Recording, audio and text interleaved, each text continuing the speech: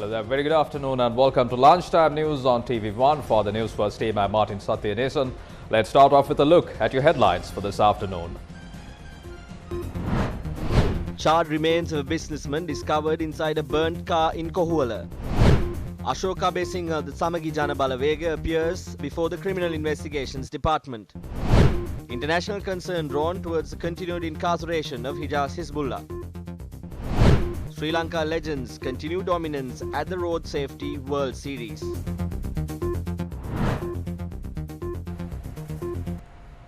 Now the stories in detail. The post-mortem examination in respect of the charred remains of a businessman discovered inside a burnt car near Asiri Mawata in Kohuwala last night will be conducted today. According to Sri Lanka police, the body was discovered around 11:30 p.m. last night.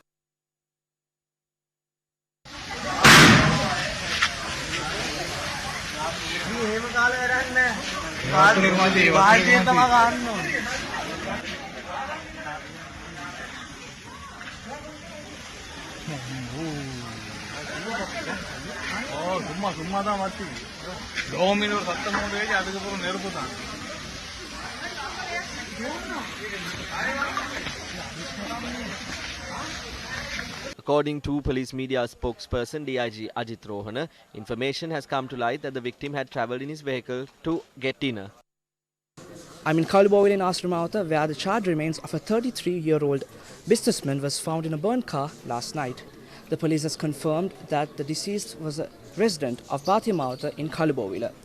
As we can see, forensics team are conducting their investigations to ascertain the cause of the fire, as it is still unclear as to how it has occurred. And during the fire last night, the residents claim that they also heard a sound of an explosion.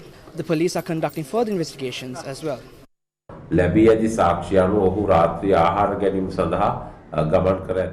Based on the evidence received, it is reported that the victim had travelled to purchase dinner. Following this incident, the burnt corpse and the burnt car was found. The Kohuwala police presented facts to the Nugegoda Magistrates Court regarding the incident. Thereafter, the magisterial inquiry and the post-mortem examination is to be conducted. At the same time, an expert opinion from the government analyst will be sought on how the car was burnt.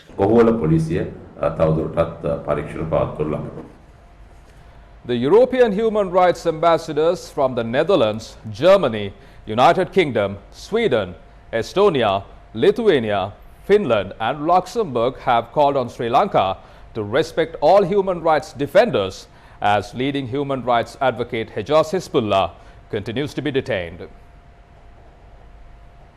In a joint statement, the European human rights ambassadors say, "We remain deeply concerned by the continued incarceration of reputed lawyer Mr. Hijaz Hizbullah since April 2020. They add that Hijaz Hizbullah is now being accused of speech-related offences under the Prevention of Terrorism Act and other laws.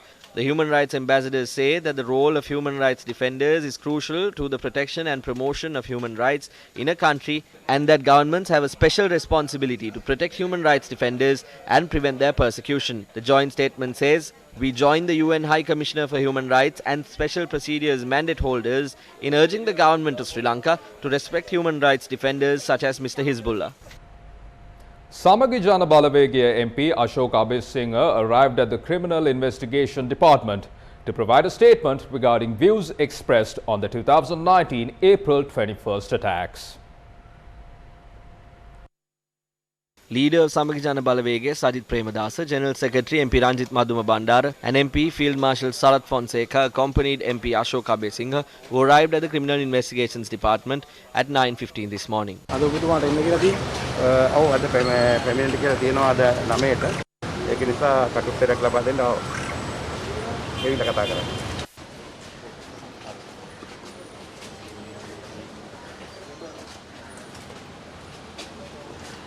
After MP Ashoka Besingha left the Criminal Investigation Department premises, MPs who were present there, including the opposition leader, expressed their views to the media.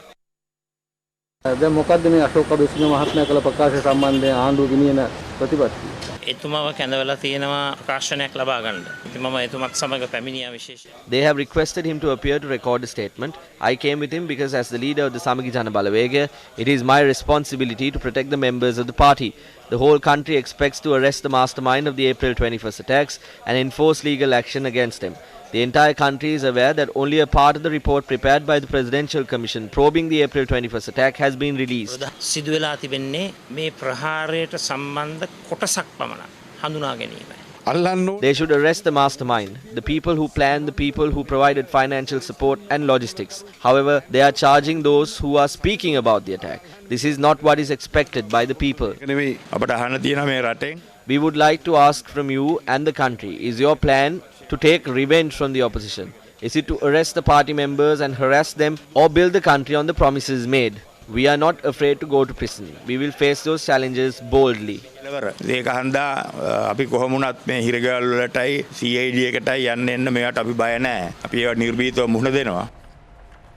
The General Secretary of the Janatha Vimukti Peramuna, Tilvin Silva, stated that the opposition to the ruling government will not be stopped by abolishing the civic rights of JVP members through the recommendations submitted by the Presidential Commission appointed to probe political victimization. He expressed these views at a conference held in Kegol yesterday. The theme of the conference series is What did the Kakile Presidential Commission do?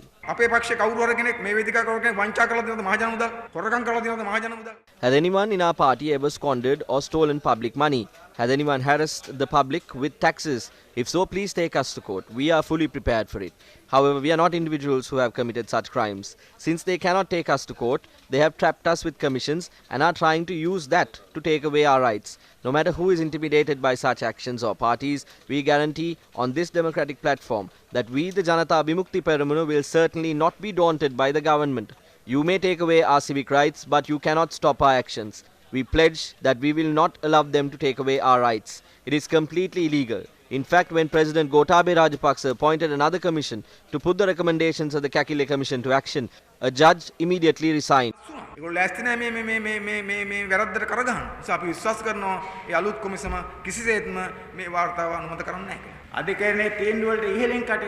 If the President can go above court rulings and appoint a commission out of nowhere, then what is the use of this country's legal system? How can there be respect for the legal system?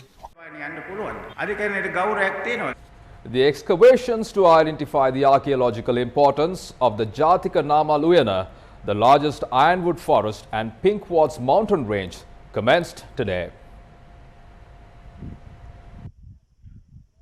The total landmass of the Jatika Namaluina is 2,000 acres. The prehistoric Pink Quartz mountain located within the Namaluina is about 600 acres in area. There are about 260 acres of large ironwood trees within the park along with 3 small waterfalls. The excavation activities at the Namaluina began this morning under the auspices of State Minister Vidura Vikramanayaka. Director General of the Central Cultural Fund Gamini Ranasinghe and other officials were present at the event. The excavation is carried out under the observation and the guidance of the founder of the Namaluina, Venerable Vanawasi Rahula Thero, under the National Namaluina Project or the Central Cultural Fund.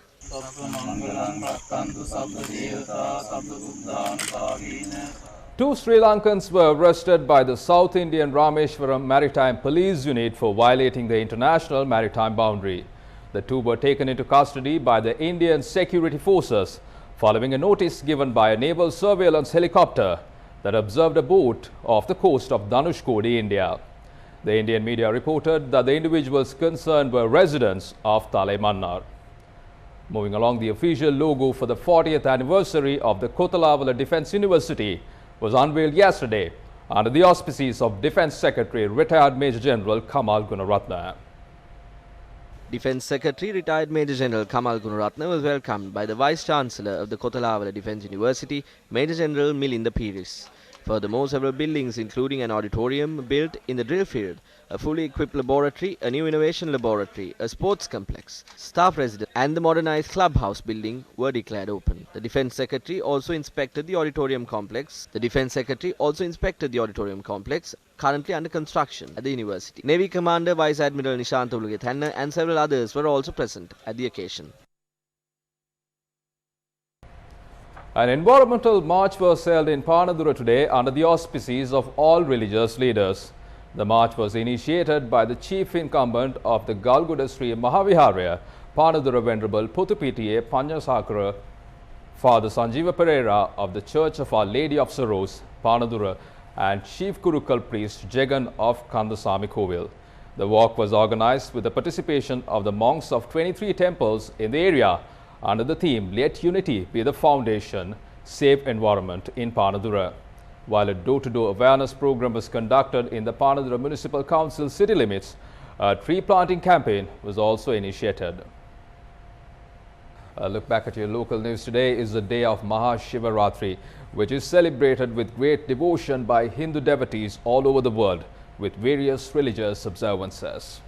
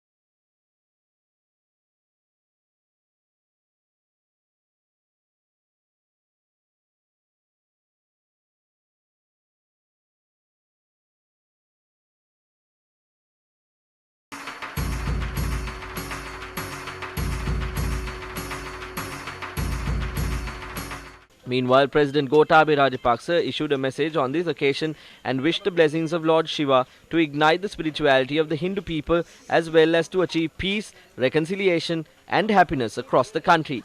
The President also expressed his confidence that Hindu devotees would celebrate Mahashivaratri in accordance with health guidelines. Meanwhile, Prime Minister Mahinda Rajapaksa also issued a message on the occasion.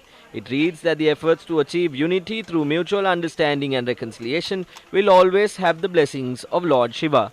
Opposition leader Sajith Premadasa issued a message calling it auspicious day for reconciliation and coexistence among human beings. From that, we bring to a close this edition of Lunchtime News on TV1. For details of these stories and much more, simply log on to our website www.newsfirst.lk. For the Newsfirst team, I'm Martin Satyanesan. You have yourself a wonderful day.